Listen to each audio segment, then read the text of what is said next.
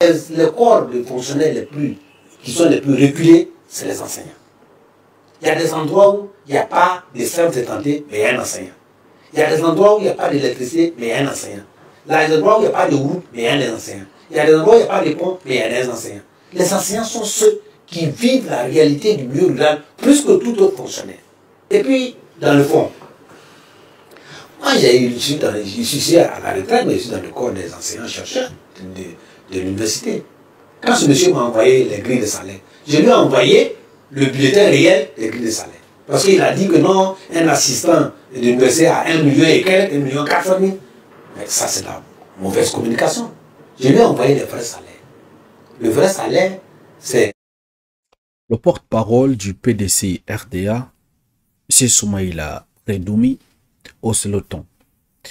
Il dit que le PDC RDA aux côtés des enseignants, il soutient donc la grève des enseignants. Suivant son intervention, c'est intéressant.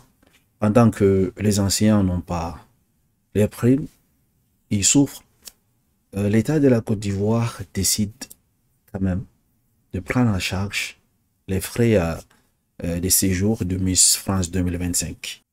Autour de 645 000 francs, plus les accessoires, ça tourne autour de 800 000 francs CFA. Or, en disant dans la masse qu'il a 1,4 million francs CFA, vous le pouvez prendre avec sa propre épouse. Hein? Voyez-vous? Donc, il ne faut pas donner de mauvaises communications. Deuxièmement, quand j'ai vu hier qu'on commence à menacer, moi j'ai peur. Parce que vous savez, c'est le corps le plus éparpillé. Et c'est le corps où il y a eu le plus d'effets dégradants, de la dégradation du système éducatif. Et depuis 3 ans, 4 ans, on a un effort qui est en train de faire au point de vue académique. Il faut le connaître. Il y a un effort qui est en train de faire. Et cet effort-là, vous allez faire, ça va être encore dégradé. Donc moi je pense qu'il faut adopter un dialogue. Les enseignants revendiquent quelque chose. Vrai ou faux, cette revendication est légitime. Vrai ou faux, cette revendication est opportune. Ça, c'est une autre chose. Est-ce que c'est bon? Est-ce que c'est opportun? Ça fait deux choses. Si ce n'est pas opportun, il appartient de le faire. Mais vous voyez, pourquoi les gens, à un moment donné, se révoltent? Quand on voit le train de vie des gens, on dit qu'ils ont une prime, vous ne voulez pas leur donner, ou bien quoi que ce soit. Pourquoi ils revendiquent? Mais le ministre des Finances est venu une fois à l'Assemblée et nous avons expliqué que le mode de vie, le train de vie des gens qui sont dans les régimes financières, vous prenez un enfant supérieur, professeur titulaire, et vous allez prendre, je sais pas, prendre toute la douane, bien les impôts, les trucs, qui sont dans le même quartier. L'autre va bientôt faire R+1, va faire chose, va venir avec BMW. Et lui qui a fait des années, il n'arrive même pas à s'acheter une Hyundai d'occasion. C'est ça, tout cela qui fait que mon gens se révolte. Donc, c'est une question d'équité. Et pour cela, il ne faut pas mettre de lui, pas les menacer. Si vous menacez un, quand vous coupez le salaire, ça peut faire un effet boomerang où les gens vont commencer à dire par solidarité, ils vont le faire. Même si vous allez mettre les anciens RADP contre eux, ça crée de la zizanie. Donc, moi, je pense que nous, au PDCI RDA, il faut amener ces gens-là à, si c'est un droit, qu'il n'y a pas les moyens pour le faire, il faut voir comment on peut les solder. Il y a eu un moment donné où les avantages acquis, l'avancement, on les a échelonnés sur plusieurs années. Moi-même, quand je suis parti à la retraite, j'ai eu une part de mes avancements qui n'a pas été faite. Une fois que vous faites ça, il n'y a pas de problème. On vous dit non, on a signé, je ne sais pas quoi ça s'appelle là, comment on appelle, trêve. Mais, mais, mon ami, c'est encore grave. La loi suprême du pays, là, c'est la constitution qui donne la liberté à quelqu'un de gréver. Et tu vas faire un accord, ça se dénonce. Est-ce que c'est tous les enseignants, tous les fonctionnaires qui sont allés individuellement signer cet accord? Ah, mais c'est les centrales, si quelque chose, à un moment donné, tout le monde, il y a des gens qui ne sont pas centralisés. Les gens ne sont pas centralisés. Donc moi, je propose au gouvernement, en tant que bon votiste que d'adopter une position de dialogue, de concertation.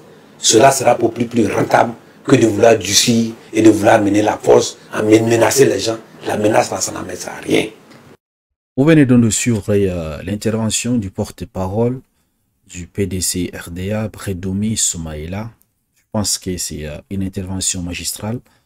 Pourquoi? Parce que il a souligné le problème, en fait. Et le problème, ce n'est pas au côté des enseignants. Il y a une question d'équilibre dans la vie sociale des gens, en fait. Et ça se comprend. Parce qu'il est inadmissible une personne qui a au moins 10 ans de service, un professeur agrégé au fait, qui a été formé dans les écoles normales supérieures, avec des diplômes supérieurs, qui n'arrive pas à joindre les deux bouts au fait. Il y a un problème. Pendant qu'à côté de lui, il y a un petit là, qui a commencé les services, ça fait même pas 2, 3 ans, 4 ans. Il a le R+1, R+2, toujours dans le gouvernement. Les enseignants, ils se contentent uniquement de leur salaire.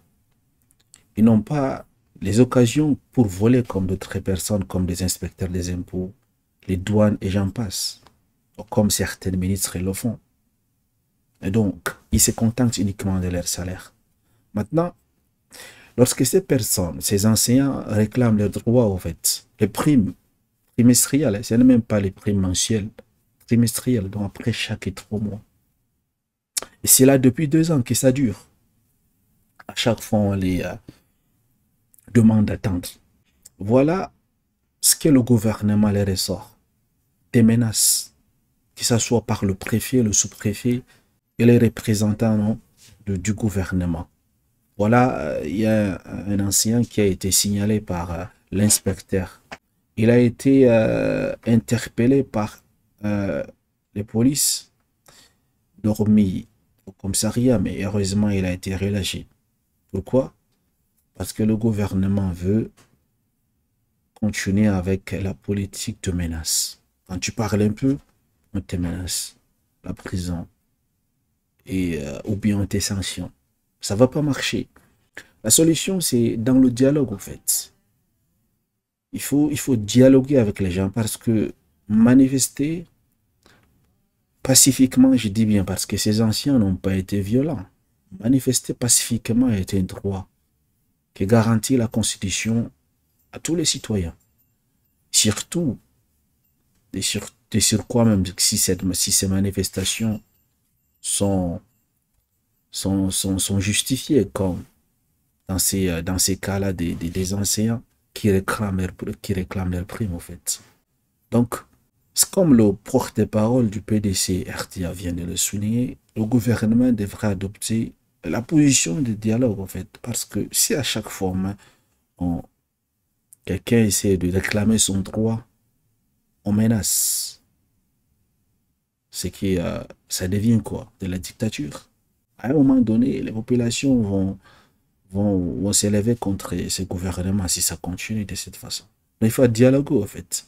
J'ai déjà vu dans plusieurs pays où il suffisait juste une petite étincelle pour aggraver la situation et ils ont chassé le gouvernement. Donc j'espère que ce gouvernement va entendre les cris de ces enseignants et solder leurs primes parce que, figurez-vous, c'est la Côte d'Ivoire qui va prendre en charge les frais de séjour de Miss France qui vont se dérouler à partir du 17 novembre prochain. Vous imaginez? Pendant que ces enseignants-là, ils réclament, ils reçoivent des menaces. C'est quoi ça? C'est quel genre de démocratie? C'est quel type de gouvernement? Donc, vivement que le gouvernement fait quelque chose pour ces enseignants. Nous sommes tous aux côtés des anciens, soutenant-le à fond, en fait, pour que leurs droits soient restitués. Également pour que, n'est-ce pas, la force revient au peuple, en fait.